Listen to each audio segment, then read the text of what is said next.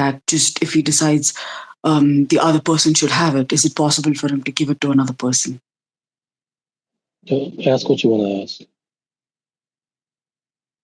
If a person has found the truth, is it possible for that person to ask what you want to ask?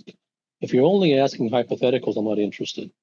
No, because honestly, I'm in a place where I feel it's not by effort. At one point, somebody has to be compassionate and decide to give it to you. And I could be wrong, and I'm just trying to find out. So who is the you? Are you the giver of the truth, or no? I want to ask what you want to ask. I want to receive it from somebody, and I feel. Okay, so speak plain. So speak plain English. Don't dress it up. Don't turn it into a hypothetical. Don't turn it into. Just speak complete English, second grade level. Ask exactly what the situation is and what you want to ask. Don't summarize. I feel I've made enough effort. I feel that at this point, it can only come from another person who's established in that truth or has found the truth already. And there is no other way I would get it. Is that true?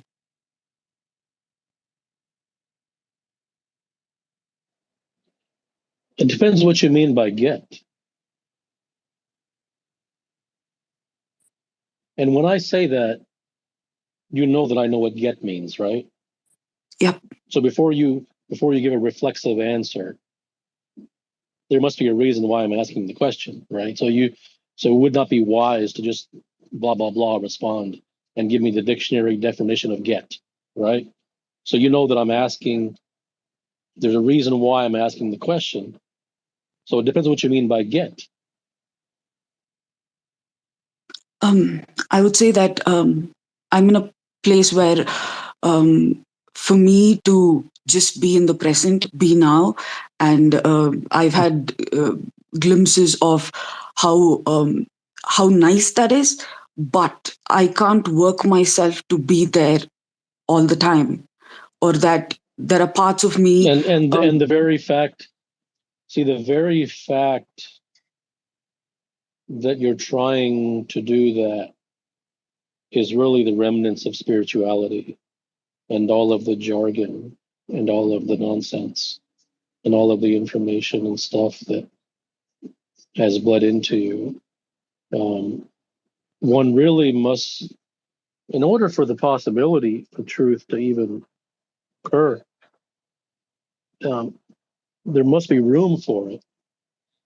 And if all the room is filled with the stuff, then there hasn't been there has to be a cleansing of some sort of nonsense. Otherwise, how can something else fit in? So everyone is filled with things, ideas, and concepts, and it's not a matter of it's their fault or not their fault. That's just the way it is, and because they've been living in the world, and all of these things have gotten into them, and they've subscribed to these notions. And I don't think, nobody will ever realize. I don't even think in a million years. The depth to which they've been destroyed by the world, by spirituality, by self-help, by society, by all of the information that's available on the web and all the books that are written in the media. Like, no one will understand it. No one. You may hear the words, but you're not going to get it. It's too much. It's too much. It is literally every human being has been given silence, and they look upon what I just said, and they view what I just said as a dramatic overstatement. They view what I just said about the cyanide as a exaggeration, or they view it as symbolic. And because they view it as symbolic and as over dramatization and hyperbole and exaggeration, they can't understand. because they don't think it's real. They and it isn't my interest to make them think it's real. I don't care. But to them that's just words. To you it's just words. Not because people want it to be words, not because they don't want to understand. It's it's just too much. It's like me saying that when you go out into the air, the air is filled with this noxious substance that transforms your cortex 5% each day. And at the end of the year, if you do an MRI on your brain, it's twisted.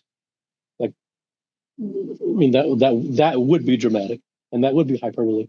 But if I said that, that would be viewed as fantastical and rightly so. That should be viewed as fantastical because it isn't an MRI and structural issue.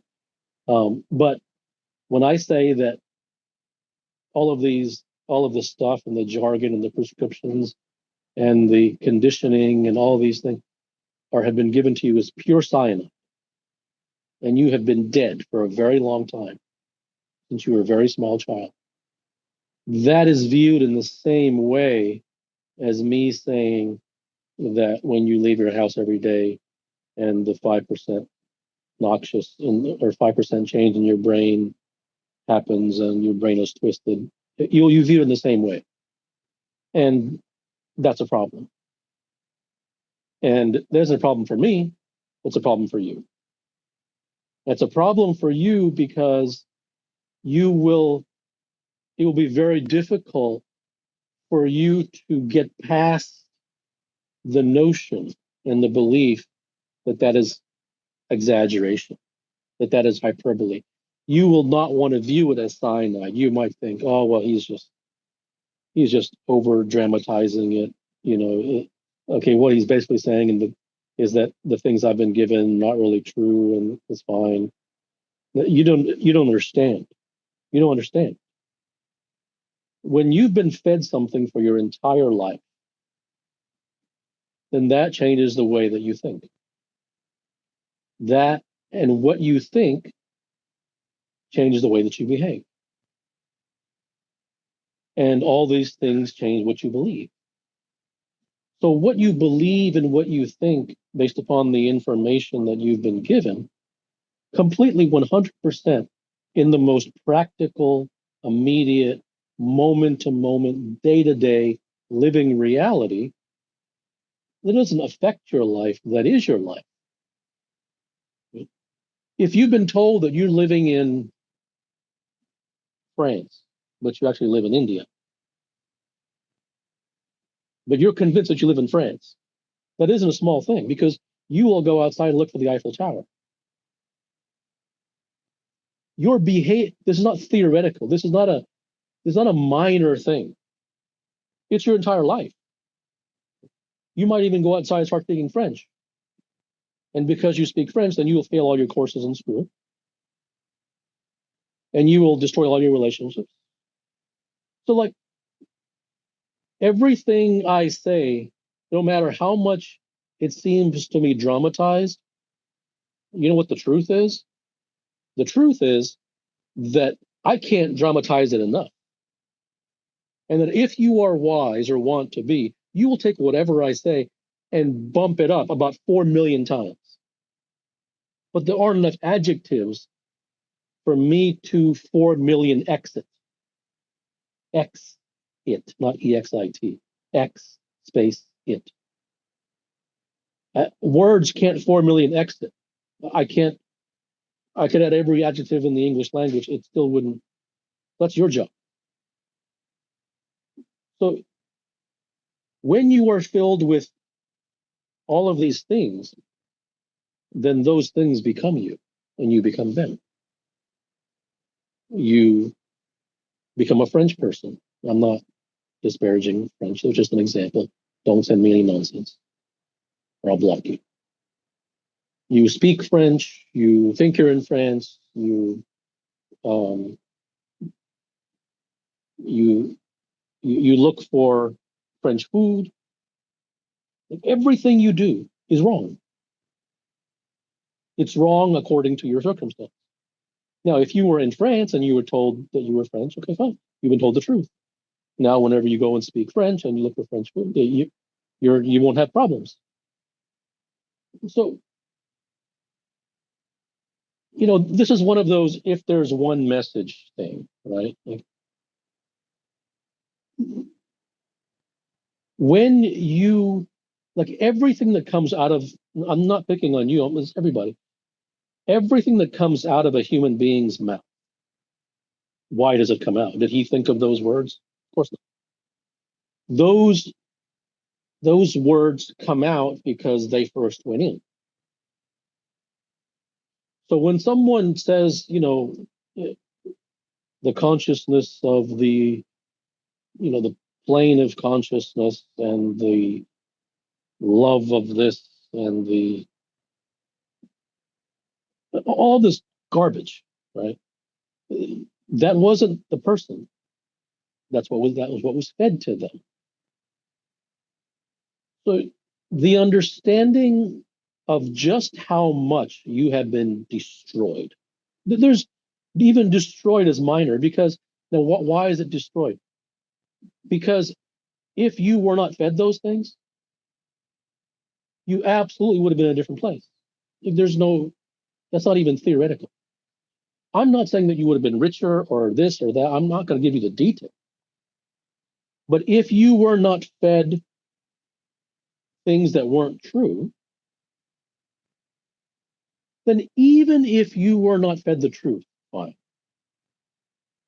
But you still would have been looking. And when you would have been looking, you would have been looking knowing that you haven't been fed the truth, and so you're looking for the truth. And and therefore, number one, it would allow you the possibility to look. That's one. Because if you are fed nonsense, obviously you're going to believe that nonsense is not nonsense, otherwise you would never eat it. But you keep eating it and drinking it and reading it and listening to it. So no one would do that if they thought it was nonsense. So everyone is in a place where they've been fed the nonsense and they believe that nonsense is real. So therefore, they don't even look. Why would they? I don't blame them. Why would you look if you think you already have it? So number one, that's what it does. It takes away the search. Okay. Number two, when you are searching with a clear mind. Because when you are searching, you're not searching and then testing everything against the lies you've been told to see if that's true or not. Because you're convinced that the consciousness of the blah, blah, blah, and the blee, blee, blee, and the guru X and guru Y, and the stoicism, and the social influencer, and the latest hack, and the mindfulness in the jungle, and like I could talk for the totality of everyone's life in this room combined, and I wouldn't be able to exhaust the garbage that's in your head. Okay? And it's gone beyond your head. It's into your bones and your liver and your spleen and your blood. There's almost no getting it out because one has to be savagely wild and determined to be convinced that it's lies and therefore he wants to get it out. That's we know. So that's destruction. Yeah. That's putting a person into a cage and throwing away the key. Because he's finished. The conditioning is complete. He's done. Society never has to worry about him again. He has drank the Kool-Aid and he is conditioned to seek more Kool-Aid for the rest of his life. So that is more destruction than even losing a limb. That's more destruction than anything because it destroys your whole life. Because you are convinced of lies, and that being convinced of lies, your life is a lie now. That's it. You're dead. You're clinically alive, but you're dead because nothing you believe is true. From any sentence that you utter, even the question that you ask, and once again, I don't mean you, I mean everyone. Starting with the word the, it's a lie because it's based upon assumptions. And if you have no assumptions, you can't speak. You're not going to ask a question. But all of those assumptions come from the substrate of the ingredients, the raw materials that you've been fed for your whole life. So you've been given the lettuce and the tomatoes and the onions and so forth. And when you speak, you are making a salad. Fine. But that salad that you are making is from the onions and tomatoes and lettuce that you've been given. It isn't from onions and tomatoes and lettuce that you made up yourself. You didn't create those, they were given to you, and that's fine too. The problem is those onions, tomatoes, and lettuce were given to you by the world. They were given to you by spirituality. They're given to you by self-help. They were given to you by self-development. They were given to you by gurus. They're given to you by your parents. They're given to you by your friends and society and the world, basically everything outside your window. And because of that, any word that you speak is composed of those tomatoes, onions. So everything you say is a lie. Every assumption is a lie. Everything you think is a lie. Not because you're a liar, not because you're trying to be dishonest, not because you're mean and evil and try to mislead people. Nothing to do with that. It's all you know. So until one understands the level of destruction without any feeling that that is an over dramatization or hyperbole, exaggeration, until that happens, he's just going to keep asking nonsense because the nonsense is going to be composed of the poisonous lettuce and tomatoes and onions.